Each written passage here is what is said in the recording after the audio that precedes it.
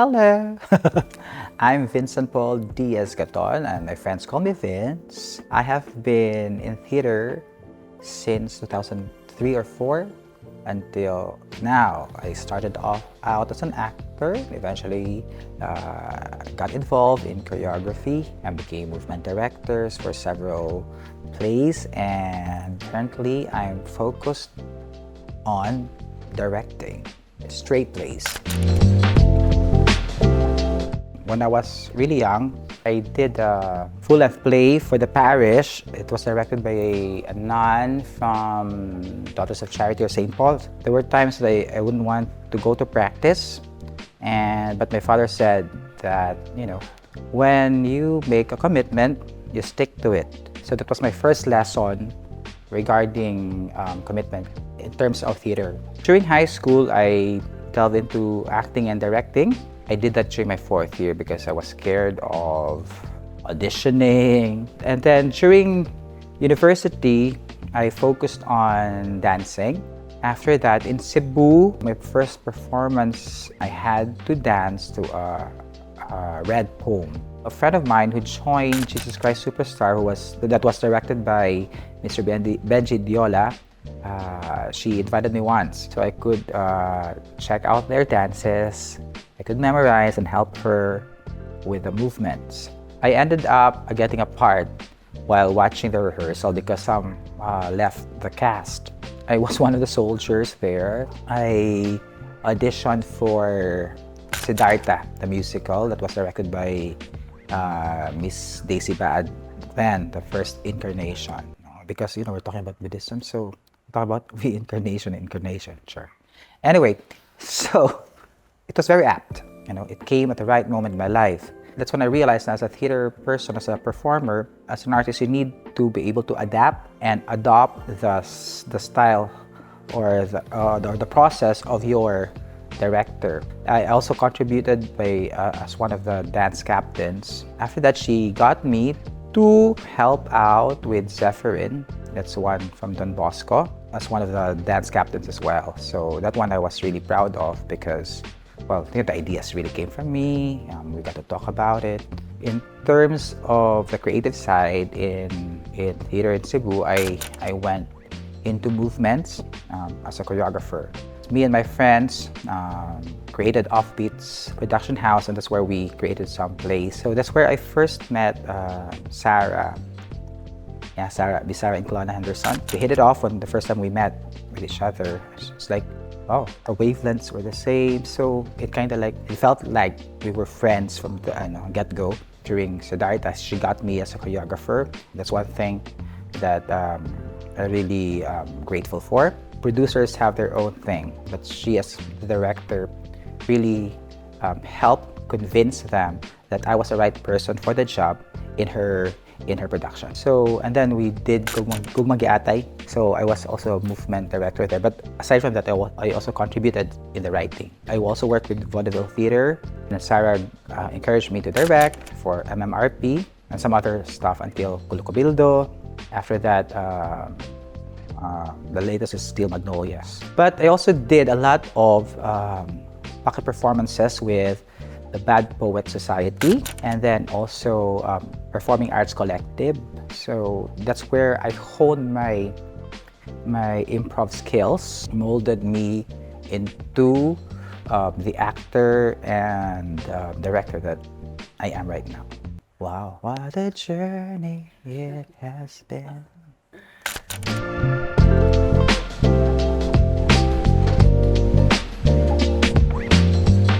Well, for the pocket performances, in terms of the ability to own a material and to be able to effectively convey it in a very intimate setting, I think every performance in PAC was memorable. But there was this one performance when I went into a theme that was closest to my heart but was opposite of what I do. My director told me, Alex, my mentor, told me that, are you sure you're gonna be doing something that's very opposite of who you are? Are you ready? I got to prove to myself that you can go beyond who you are and be somebody else. And that got me the courage to explore more outside my box, outside my comfort zone. Also, one other experience was when we were in Taiwan. We were doing Siddhartha with Miss Daisy then. I was performing in the middle of the dance. I jumped and I broke my knee. So it's like, and it's like, what am I gonna do? That was my second time breaking my knee for a performance. But during that time, I was like, I had to put the pain in a box so I can continue performing. So after that, we had to rush going back to the Philippines. That was one hell of an experience that I don't want to recommend to anyone. So if you're traveling as a performer, please make sure that you are insured. So whatever happens outside, you are protected.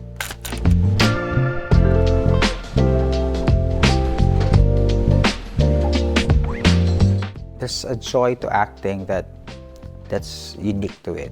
Turning that character into a real person during the play, that's very rewarding. As a movement director, initially I wanted, this is my dance, so you better learn the dance. That was how I was initially. But you evolve, you grow older and get to be more sensitive and get to be more wise, right? It evolved into, oh, this is my vision. How do we get to work together so we can achieve that vision? But as a director, you deal with individual actors and characters. So the challenge really is directing everyone, seeing everyone individually and dealing with them individually. I can't deal with them as a group. Like for Steel Magnolias, I would approach Charlene different than Liana, than Yvette, or Tita Mayen, that way. So that's a challenge there.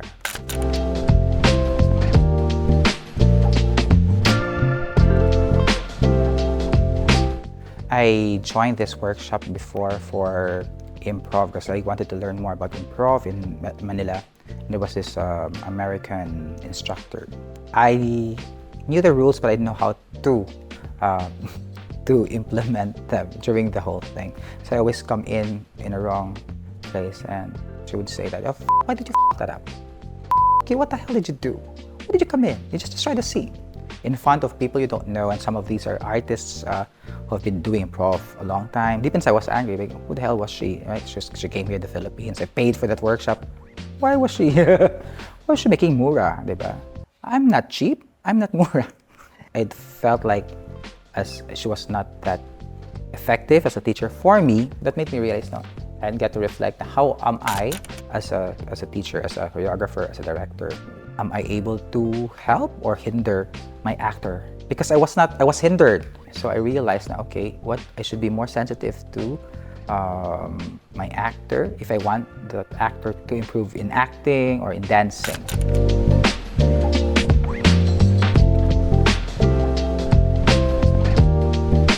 As a movement specialist, well, the advantage there is I know where to place the weight.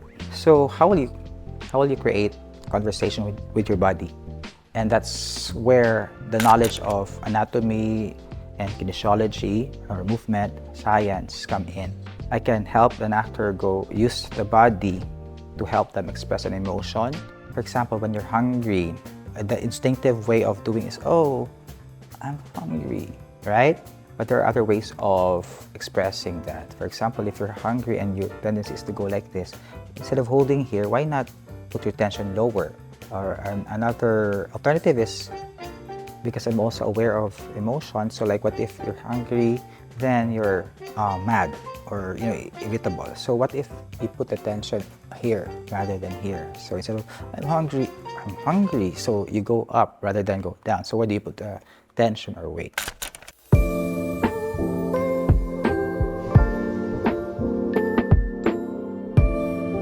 As cliche as it may sound, just go for auditions and try, and then also attend a lot of workshops, because it's so difficult. Like speaking as a choreographer, I'm not supposed to teach my actors how to dance anymore. I'm supposed to create movements for the musical and let the actors execute. So enroll, a workshop here and there. I mean, every summer, there are workshops. Do tin cans offer workshops? Do research in terms of the place you want to be part of, the company that you want to be part of, and the people that you're going to be working with. Do they share your same values with you? Can you feel safe in the environment created by the company, the people that you're going to work with? So for me, that's very, very important. Then you have to define your boundaries. So no matter how young you are, there are things that are not okay. You can always say no to these things.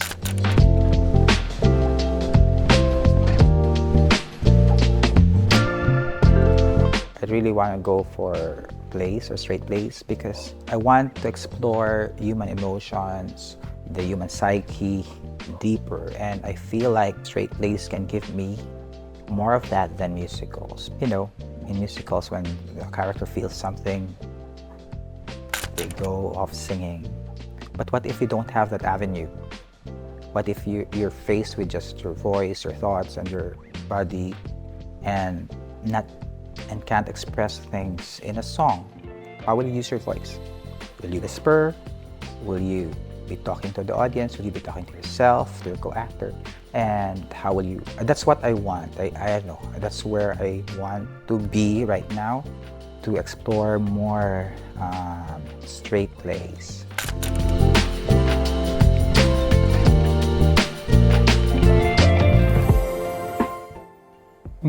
The first thing I do is I talk to the actor and review the character background. Then I help process the person, the actor, to establish a more solid background for the character.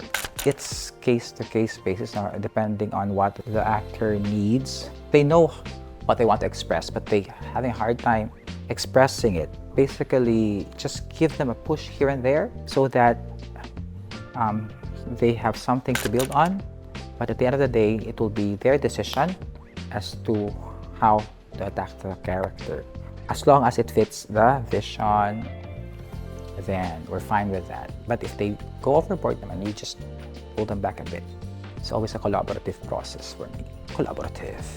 What I do when I do direct a play, it's all about the production and the vision of the writer and a collaboration amongst the people involved in the production. So the pressure is mostly internal, and I need to make sure that I give my best so that my actors will be able to shine and they can be their best every time they perform, so that the production will be notable and memorable.